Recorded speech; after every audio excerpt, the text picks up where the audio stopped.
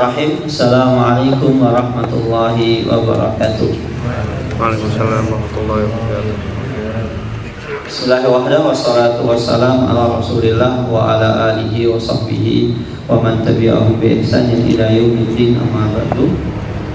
Allahumma sahli sadri wa yassir li amri wa hlul 'uqdatam min lisani yafqahu qawli. Allahumma inna nas'aluka ilman nafi'an wa rizqan thayyiban wa amalan mutaqabbalan. Allahumma alimna ma yanfa'una wa zidna ilman wal huda wat tuqa was salaha ya rabbal alamin. Saya yang dirahmati Allah Subhanahu wa taala. Alhamdulillah, summa alhamdulillah, segala puji hanya milik Allah Jalla Jalaluh. Salawat dan salam tak lupa kita curahkan kepada junjungan kita, suri tauladan kita, uswah hasanah kita, Nabiullah Muhammad sallallahu alaihi wasallam. Saya yang dirahmati Allah Subhanahu wa taala, kita akan melanjutkan kembali pelajaran kita di At-Tibyan fi Adabi Hamalatul Quran, dan insyaallah ini mungkin bisa jadi adalah pertemuan terakhir kita. Pertemuan terakhir karena antum setelah ini ujian. Setelah ujian antum kelulusan, dan setelah itu mungkin kita tidak ketemu antum. Jadi bisa jadi antum saat ini mungkin ada yang pulang ke mana, Jakarta, Bandung, Surabaya, Bogor, Klaten, Salatiga, Wonogiri, Sragen, Palembang, bisa jadi, atau ke Percintah kemana. Nanti ada akhir sanahnya. Nah, walaupun nanti ada haflah akhir sanah, biasanya dari pengalaman sebelumnya saya tidak pernah datang. Jadi ini soal tempat terakhir kita, setelah itu ujian nanti. Ya, alat perihal yang penting sebagai ilmu kita bukan. Nah, saya yang dirahmati Allah Subhanahu wa taala, kita lanjutkan At-Tibyan. Qala al-muallifu rahimahullahu taala, berkata penulis yaitu Imam Yahya bin Syaraf An-Nawawi, atau yang biasa dikenal dengan Imam Nawawi Asy-Syafi'i rahimahullahu ta'ala. Faslun, wa yanbaghi ayyubakkira bi qira'atihi ala syaihi awwalan nahari. Dan dianjurkan seseorang ketika dia belajar, ketika dia membaca, maksudnya membaca kepada syekhnya. Ini maksudnya adalah sorogan. Kita tahu sorogan itu jadi kita baca disetorkan ke ustadznya, pengampu, atau bahasa kita talaki. Misalnya Anas membaca ayat sekian sampai sekian ke ustadznya sebelum dihafal. Maka ini yang dianjurkan adalah seseorang hendaklah dia ketika pagi hari dia menyetorkan dulu bacaannya sebelum dia mulai menghafalnya. Jika kurikulumnya demikian, awalan nahar, jadi pagi hari. Karena Rasulullah SAW pernah bersabda, Allahumma barik li ummati fi bukuriha. Ya Allah, berkahilah umatku pada waktu pagi hari. Dan saya yang dirahmati Allah Subhanahu wa taala, waktu pagi hari ini memiliki banyak manfaat. Pagi hari seseorang masih fokusnya masih bagus, badannya masih fresh, otaknya masih segar, maka sangat dianjurkan seseorang yang ingin mendapatkan hafalan yang kuat atau hafalan yang mungkin, dia sejak pagi itu sudah memulai dengan hafalan Al-Quran. Dan apa saja, orang kalau pengen misalnya usahanya berkah, pagi hari. Orang kalau pengen sukses, bangun pagi hari. Karena waktu pagi hari itu banyak keberkahannya. Ditambah lagi antum bangun sebelum antum memulai aktivitas, antum sholat malam, sepertiga malam terakhir. Antum sholat witir dulu, mungkin belum sempat sholat witir, atau antum isi dengan kegiatan-kegiatan yang lain, maka insya Allah ini akan membuat berkah hidup antum. Dan di sisi yang lain, kenapa? Rasulullah SAW bersabda, Allahumma barik li ummati fi bukuriha. Kan tidak mungkin Rasulullah SAW itu tiba-tiba ngomong begini dan begitu tanpa ada alasannya. Salah satu disebabkan kenapa di pagi hari itu banyak keberkahan, karena ahli maksiat pagi hari itu belum berkeluyuran, sehingga udara yang antum hirup itu adalah udara-udara orang-orang yang ahli takwa, ahli ibadah. Belum banyak orang-orang yang mulai kehidupan di pagi hari itu jarang. Kecuali di kota-kota tertentu, antum mau di misalnya Jakarta, dia pagi jam 4, jam 3 orang sudah banyak keluar. Tapi secara umum pagi hari itu jarang orang sudah mulai aktivitas. Paling jam 6 baru ada aktivitas, setengah 6 itu demikian. Saya kota-kota besar. Nah inilah, sehingga pagi hari itu udaranya itu sejuk, karena di pagi hari tidak banyak orang yang memulai aktivitasnya. Maka oleh karena itu kita disunahkan untuk memulai aktivitas itu di pagi hari. Selain otak lancar, pikiran fresh, enak, sehingga antum mau memulai kegiatan amal soleh apapun itu akan menjadi penyemangat antum. Wayan bagi ayu hafidha ala qiraati mahfudhihi wayan bagi alla yu'thira bi naubatihi ghayrahu. Dan hendaklah seseorang itu hafid, dia hendaklah senantiasa menjaga bacaan apa yang akan dia hafal. Jadi sini talaki, sorokan.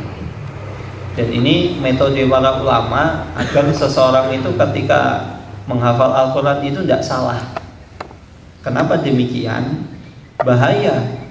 Terkadang orang langsung baca Al-Quran langsung dihafal. Bisa jadi bacaannya salah, tajwidnya kurang, panjang pendeknya, atau misalnya makhrajnya salah.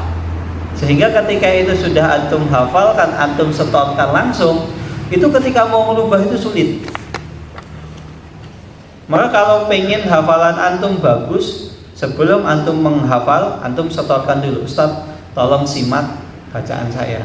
Kalau barangkali tajwidnya salah, barangkali ada makharijul hurufnya yang kurang, panjang pendeknya kurang, sehingga nanti antum bisa fokus, oh ini saya salah di sini, sehingga nanti ketika itu sudah hafal, pertama hafalannya itu lebih kuat, kedua bisa meminimalisir kesalahan.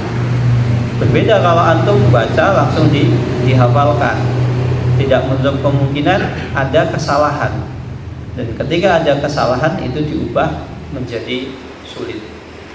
Kan orang itu kan kalau sesuatu sudah terpatri dalam tubuhnya, dalam dirinya, itu kan mengubah kebiasaan itu kan sulit. Berbeda dengan seseorang yang dia belum terbiasa dengan hal tersebut. Misalnya antum sudah kebiasaan pergi keluar dari pondok itu belok kanan. Terkadang ketika antum misalnya mau ke STH Sleman City Hall, harusnya kan ke kiri ya, lebih enak. Antum pernah ke Sleman City Hall enggak? Pernah. Tapi antum ternyata lewatnya kanan karena udah kebiasaan. Walaupun saya mau ke Sleman City Hall, karena udah kebiasa ke kanan, tiba-tiba oh iya ya, saya mau ke Sleman City Hall. Itu kan jadi otomatis. Maka pentingnya seseorang itu setoran dulu, talaki, sorogan kepada kiainya, ustadznya, gurunya, sehingga bisa meminimalisir kesalahan yang terjadi. Wayan bagi Allah yu'thira bi naubati ghairahu, dan hendaklah seseorang itu dianjurkan untuk tidak ithar. Apa itu ithar? Ithar itu mendahulukan orang lain atas gilirannya. Ada di sebagian tempat itu kalau orang mau setoran, itu kan digilir. Urutan pertama, setoran pertama si bulan. Nah misalnya Zaki, ini ada yang namanya Zaki kan? Nah, Zaki urutan ketiga. Nah dia ini belum hafal. Karena dia belum hafal, udahlah, tak lempar setelahnya, biar setelah. Enggak. Karena kenapa demikian? Karena al-ithar fil ibadah makruh. Seseorang itu mendahulukan orang lain dalam perkara agama itu adalah suatu hal yang makruh. Kita dilarang. Antum tetap fokus. Saya bismillah, insya Allah saya bisa setoran urutan ketiga, karena itu jatah antum. Maka antum maju. Ternyata antum tidak hafal, ya sudah, antum mundur. Kenapa demikian? Agar urutan tersebut itu menjadi penyemangat antum.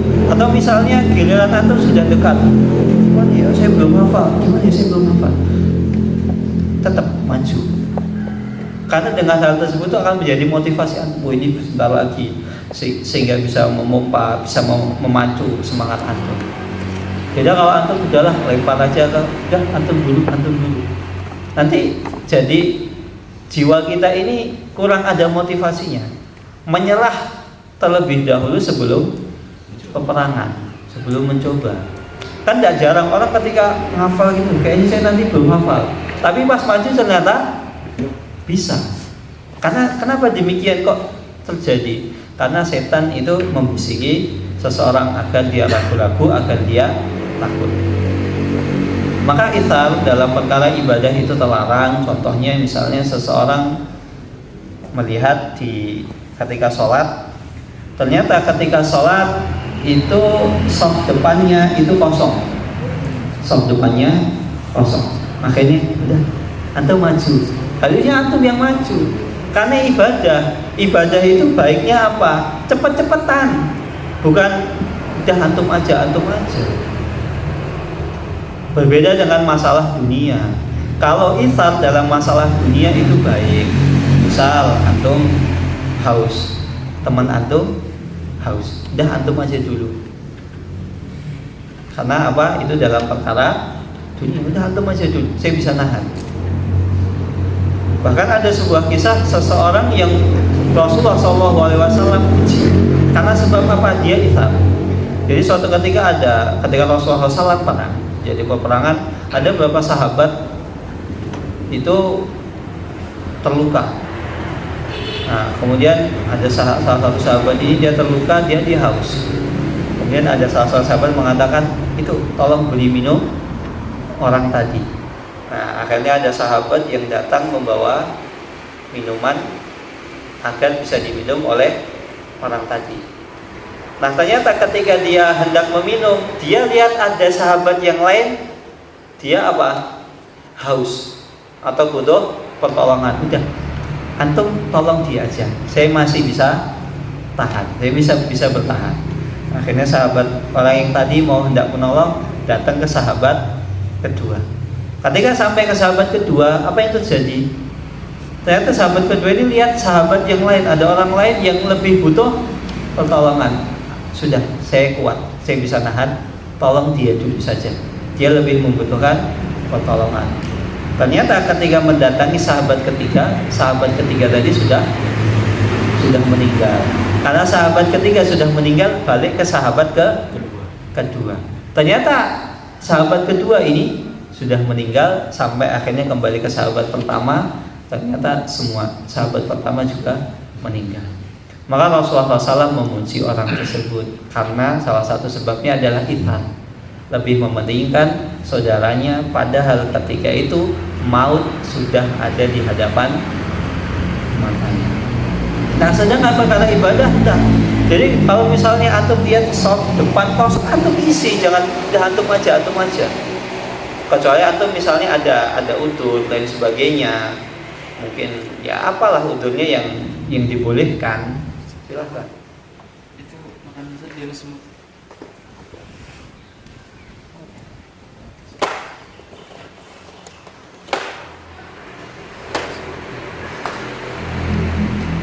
Apa biarin lah. Sini aja. Sini aja. Nah, kita lanjutkan. Jadi ithar dalam masalah dunia itu diperbolehkan. Adapun ithar dalam masalah akhirat enggak. Kalau antum lihat soft kosong, ya antum isi, jangan teman antum. Begitu juga kalau misalnya antum lihat akhwat yang cantik, antum tertarik, lamar langsung, jangan nunggu-nunggu. Antum ditikung teman antum, nangis antum, sedih antum nanti. Iya, nikah itu kan, apalagi ketika antum lihat akhwat tersebut bareng, misalnya Hisam sama Hisam sama Anas. Rizky aja yang deketan. Pas Dad. Misalnya Hisam sama Rizky jalan bareng, tiba-tiba ada akhwat hadir kajian Ahad pagi di pendopo Yayasan Darul Falah Murangan. Itu relate ya? Kisah nyata ya berarti ya? Ternyata akhwat tersebut masih jomblo. Terus bisa bikin cantik ya, idaman saya banget ini, cantik ya. Antum kalau tertarik sama akhwat lamar gitu loh, jangan nunggu antum ditikung nangis antum nanti sedih. Tapi ya kalau masuk laki-laki kok ditikung aja sedih. Tapi ya kalau setidaknya sakit hati, kalau sakit hati ya wajar, antum sakit hati ya wajar. Ada sedih tapi jangan sampai berkepanjangan. Jadi begitu, antum lah kalau ada perkara ibadah cepet-cepetan. Bukan masalah dunia antum cepet-cepetan. Anti makan cepet-cepetan.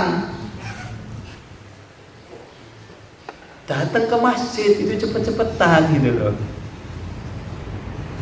Kan kita kalau masalah dunia itu kan kadang kita pengen cepet-cepetan antri. Ada orang yang nggak antri, tiba-tiba langsung motong jalan depan kita. Mas, nanti mas. Tapi kalau kadang masalah ibadah depan soft kosong ada antum aja. Padahal antum dapat kesempatan, lu dapat pahala gitu loh. Masalah dunia disela orang nggak mau. Masalah akhirat ibadah disela orang silahkan tafadhol. Maka ini tidak tepat ikhwas sekalian. Ya kalau misalnya antum nggak rela, mas, tolong mas antri, ini sudah biar menjaga kondusivitas, biar yang lain itu nggak pengen gitu. Karena kita ini antri masih sudah lama. Kecuali saya ini ada urusannya, silahkan antum ambil jatah saya aja, nggak apa-apa, itu boleh. Fa'innal ithara bil qurbi makruh, karena seseorang itu ketika ithar mengedepankan orang lain dalam perkara mendekatkan diri kepada Allah Subhanahu wa taala, itu ada sesuatu perkara yang dicela. Dan makruh ikhwas sekalian, makruh dalam istilah ulama mutaqaddimin, ulama-ulama zaman dulu, makruh itu ibaratnya maknanya adalah haram. Di sini nggak disebutkan. Kayak Imam Syafi'i ketika menyebutkan perkara ini makruh itu haram. Karena makruh itu ada dua, karahatu tanzih dan karahatu tahrim. Makruh karena disebabkan tanzih, nggak layak orang melakukan ini. Sama makruh karahatu tahrim, makruh karena disebabkan ini haram. Jadi istilah Imam Syafi'i itu sering beliau memperhalus istilah. Karena terkadang kenapa orang kalau kata ini haram banget ya, tidak boleh ya. Kadang orang, apalagi orang yang baru belajar agama, wah langsung ini kok apa-apa haram, ini apa-apa haram. Maka Imam Syafi'i, Imam Nawawi di sebagian keadaan beliau menyebutnya makruh dengan makna karahatu tahrim. Wallahu ta'ala. Bikhilafil ithar bi khututin nufus fa innahu mahbub.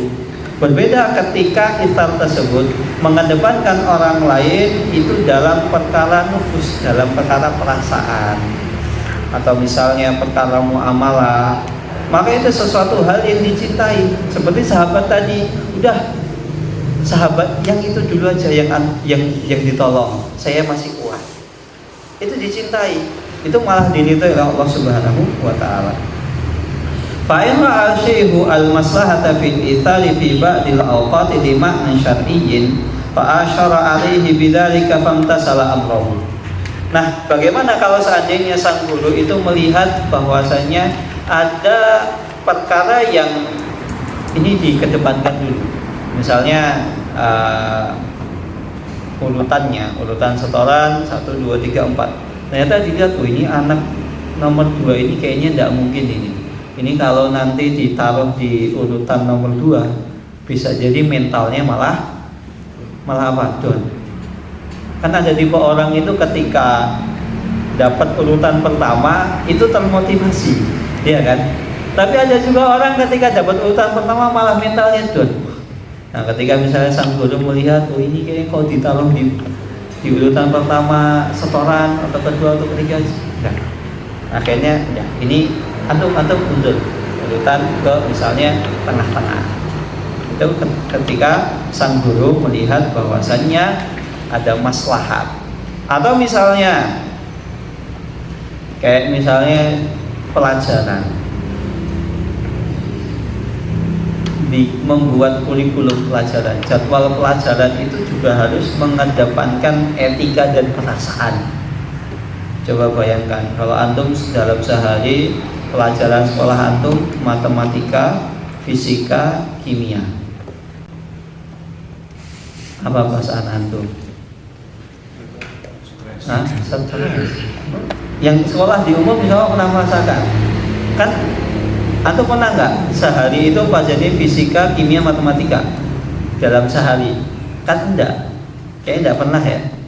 Paling enggak kan fisika di hari apa, kimia di hari apa, matematika di hari apa. Biar antum itu apa, otak antum tuh nggak langsung apa menyala abangku.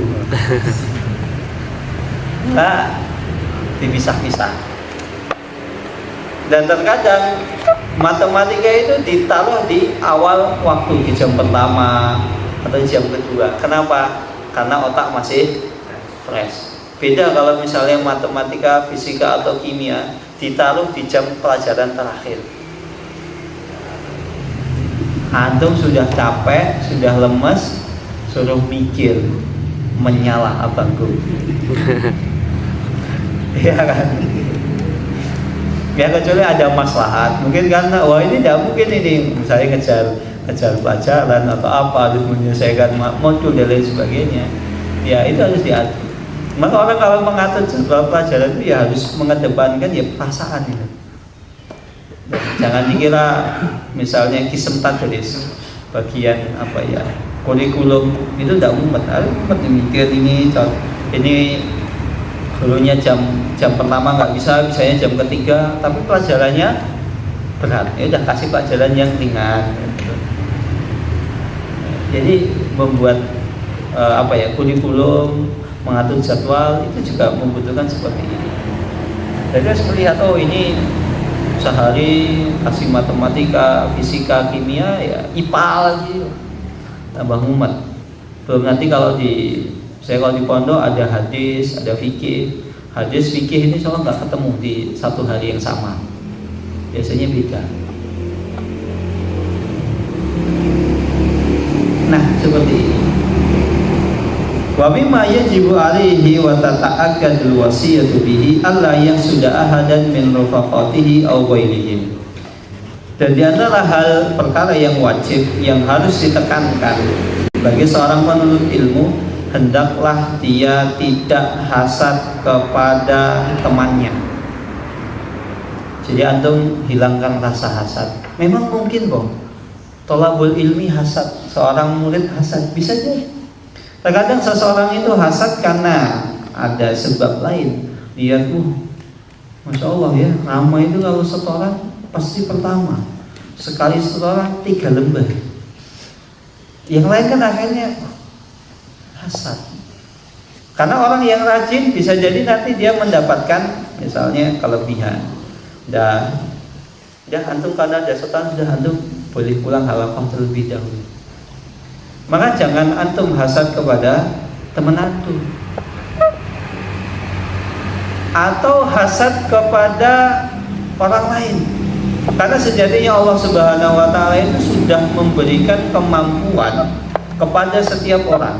Dan antum yakin mungkin misalnya teman antum diberikan kelebihan dalam perkara menghafal cepat, dan ternyata antum diberi kelebihan hafalnya nggak begitu cepat tapi kuat. Ada yang hafalnya cepat tapi juga cepat, maka tidak perlu hasad. Untuk apa antum hasad? Karena setiap manusia itu sudah diberikan porsinya masing-masing. Tidak ada misalnya manusia itu menguasai berbagai macam bidang ilmu, tidak ada. Sehebat apapun manusia itu pasti ada kelemahannya, dan bisa jadi kelemahan tersebut dimiliki oleh orang yang menurut dia biasa saja, orang yang dia remehkan. Jadi tenang, tidak perlu antum hasad. Au ghairihim, atau lain sebagainya. Ala fadilatin razaqahullah iyaha, karena sejatinya Allah Subhanahu wa taala itu memberi rezeki kepada manusia itu sudah sesuai takarannya, sudah adil. Ada orang pintar tapi nggak kaya, tapi ada orang, mohon maaf, kaya tapi bodoh. Ada orang cantik tapi nggak pintar, tapi ada orang pintar mukanya biasa-biasa aja. Tapi jarang pintar, udah pintar, cantik atau ganteng. Antum mendapat orang seperti itu jarang. Bahkan ini guyonannya ya, guyonan. Jadi kalau ada perempuan cantik, kemungkinan nggak pintar, bandel sih. Tapi kalau perempuannya mukanya biasa-biasa aja, ya standar lah, insya Allah pintar. Maka ikhwah sekalian, ketika antum nanti nikah, antum tuh cari istri itu yang kecantikannya jangan muttafaq alaih, mukhtalaf fih. Apa itu mukhtalaf fih? Yang kecantikannya diperdebatkan.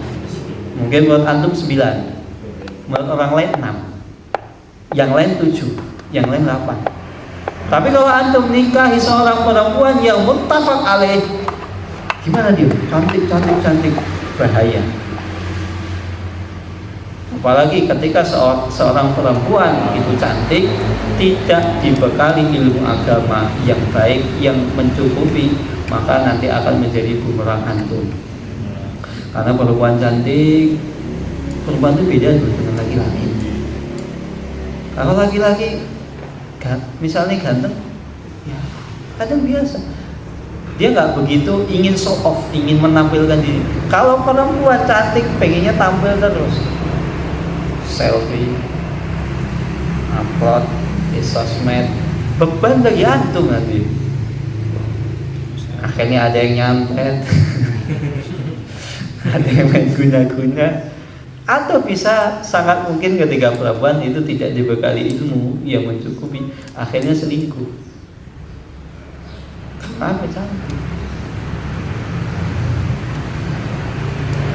Maka kalau antum cari istri itu yang mukhtalaf fi. Dan ini yang saya dapati, saya itu belum pernah menemukan perempuan itu cantik, pintar. Salah satu di antara kedua. Kalau dia cantik, biasa aja, mukanya biasa tapi pintar. Begitu juga laki-laki. Ada yang laki-laki itu biasa tapi pintar, kecerdasannya biasa tapi ganteng. Jadi antum tidak usah hasad. Seseorang itu sudah diberikan masing-masing. Tidak usah, oh dia ganteng, dia cantik, gampang cari jodoh. Kata siapa? Orang itu semakin ganteng, semakin cantik, malah seringkali semakin susah cari pasangan. Kenapa? Mikir loh, saya ganteng, maksudnya saya dapat pasangan yang biasa aja, yang harus selevel. Akhirnya milih, nggak nikah. Teman antum yang mukanya ya dibilang ganteng ya enggak, jelek ya enggak, standar, cepat nikah. Ketika antum sudah punya anak 3, dia baru nikah. Ada nggak seperti itu? Banyak. Banyak. Bahkan Anda punya teman Anda selesai mondok langsung nikah. Angkatan ada yang paling ganteng nikahnya itu terakhir. Di saat teman anak sudah punya anak 5, dia baru nikah. Yang orang pertama nikah tadi, anaknya udah 5. Teman anak ini kan, yang menurut kita ini ya insya Allah paling ganteng lah, baru nikah juga. Masya Allah. Jangan dikira antum tuh kalau nikah telat itu enak, enggak juga. Antum nikah telat diomongin, nikah cepet diomongin. Tapi biasanya ketika antum nikah cepet diomongin, ada teman buat curhat istri antum. Loh kalau antum gak nikah diomongin, mau curhat sama siapa? Curhat di sosmed dikira baper, nggak curhat kok yo sakit gitu loh. Ngomong sama orang tua, Pak saya dibully katanya nggak nikah, kamu malah yo kamu udah bapak bilangin cepet nikah nggak nikah kan tambah sakit. Jadi antum tuh nggak usah hasad kepada teman antum. Masing-masing itu sudah Allah berikan kelebihannya masing-masing. Wa alla yu'jaba bima hasalah, dan hendaklah seseorang itu tidak merasa ujub atas apa yang dia dapati, atas apa yang dia miliki. Wa qad qadamna idaha hadza fil adabi syai', dan sejatinya telah kita jelaskan pada pertemuan atau pada buku buku yang lain. Jadi Imam Nawawi rahimahullah taala itu sudah pernah menjelaskan tentang bagaimana seseorang itu menghadapi orang yang sombong, orang yang ujub, orang yang mudah hasad. Dan di sini hanya disebutkan tips secara garis besar saja. Wa tariquhu fi nafyil ujubi. Adapun tips dan trik tata cara agar seseorang itu bisa menghilangkan sikap ujub, pamer, sombong pada dirinya, ayyudzakira nafsahu annahu lam yuhassil ma hasal bihaulihi wa quwwatihi.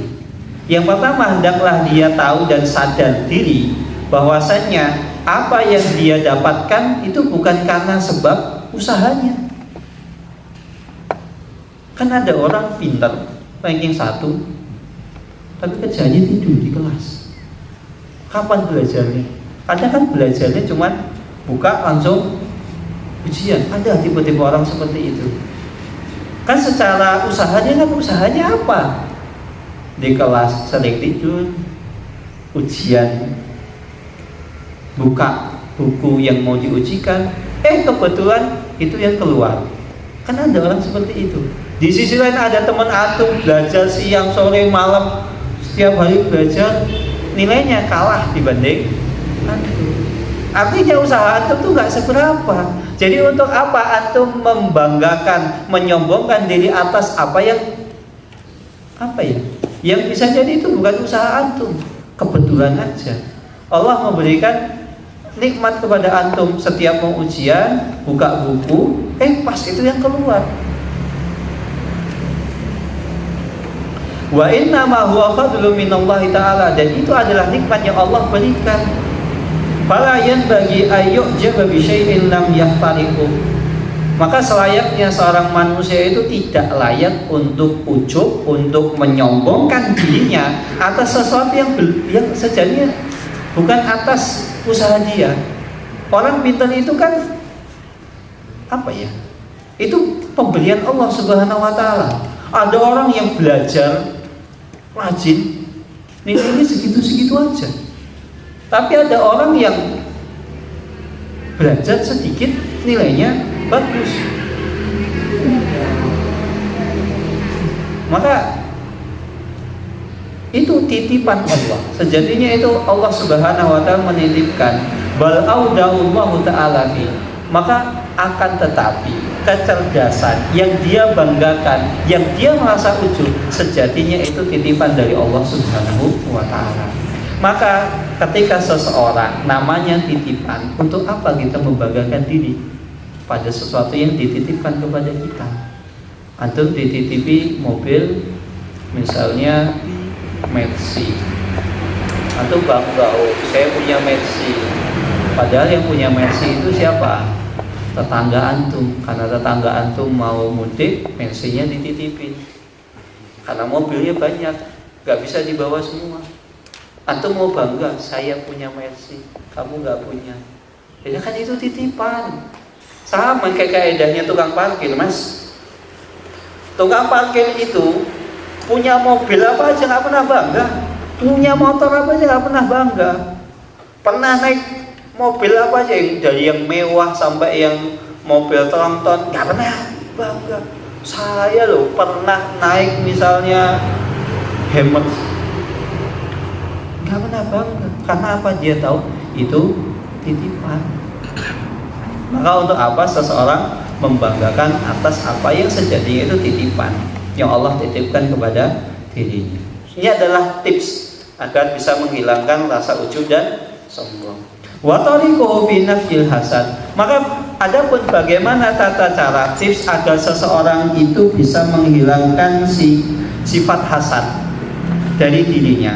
Ayat lama anna hikmatallahi ta'ala iqtadat ja'ala hadhil fadilata fi hada fayan bagi Allah yaqtalidu 'alaiha wa la yakrahu hikmatan aradahu Allah taala wa lam yakraha wallahu taala. Nah, agar menghilangkan hasad adalah sejatinya hendaklah dia mengetahui bahwasannya di antara hikmah yang Allah Subhanahu wa taala tetapkan, yang mana Allah Subhanahu wa taala itu memberikan keutamaan kepada orang lain yang tidak diberikan kepada dia. Oleh karena itu hendaklah Allah yaktarid, dia tidak menolak, dia legowo, dia menerima dengan senang hati atas takdir yang telah Allah takdirkan kepada dirinya dan kepada saudaranya. Wala yakrah, dan hendaklah dia tidak membenci.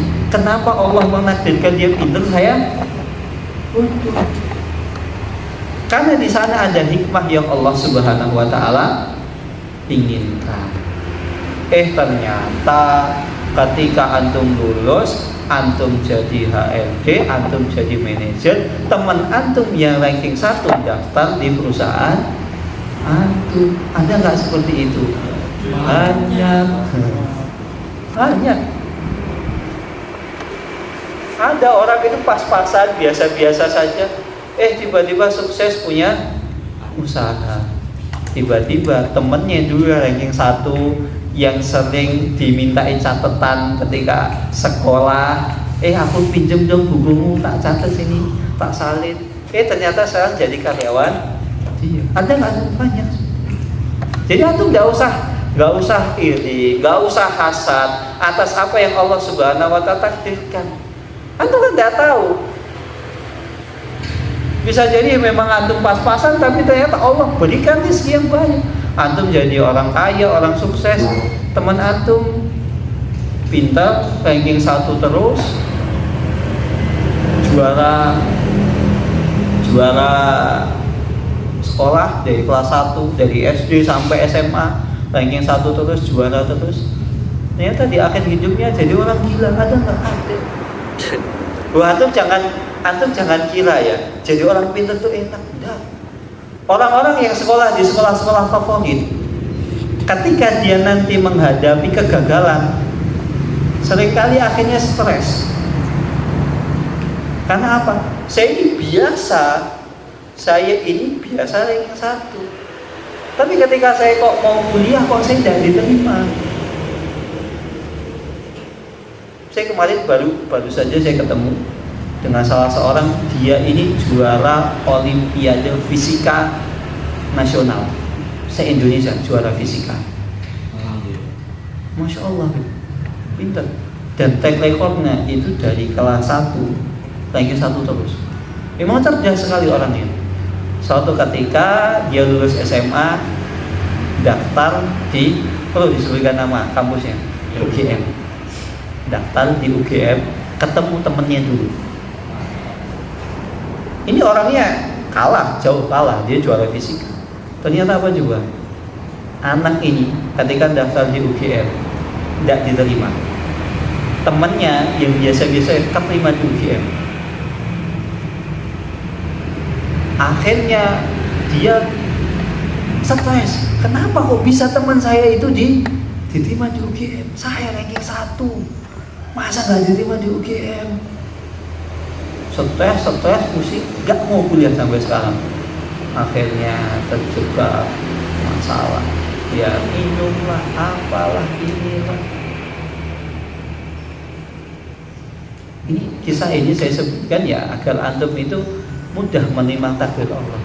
Belum tentu sesuatu yang antum anggap itu jelek bisa jadi jelek di mata Allah. Tidak, di mata antum jelek, tapi ternyata itu adalah kebaikan.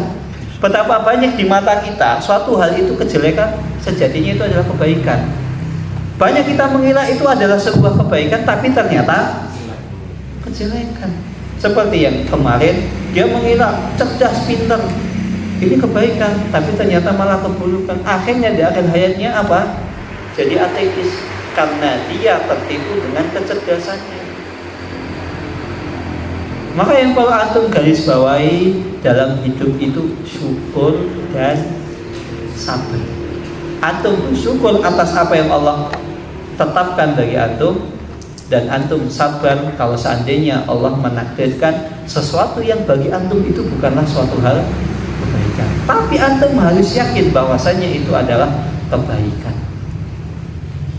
Karena Allah Subhanahu wa taala itu bijaksana, hikmah. Dan mungkin Allah Subhanahu wa taala menciptakan antum, menakdirkan antum demikian, tidak ada tujuannya ada. Bisa ada hikmahnya. Ini bisa saya sampaikan. Kurang lebihnya mohon maaf. Assalamualaikum warahmatullahi wabarakatuh.